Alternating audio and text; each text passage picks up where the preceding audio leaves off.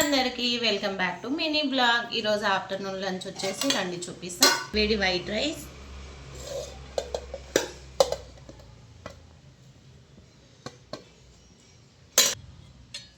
ఇంకా బోటి curry,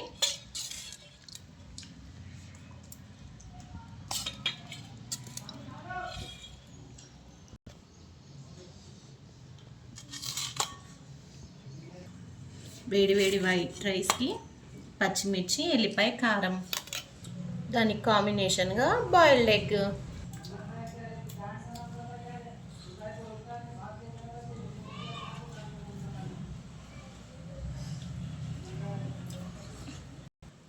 rice వేడి వేడిగా ఉంది ఫ్రెండ్స్, చూడండి. వేడి వేడి రైస్కి పచ్చిమిర్చి, ఎల్లిపాయ, కారం అయితే సూపర్ టేస్ట్ ఉంటుంది.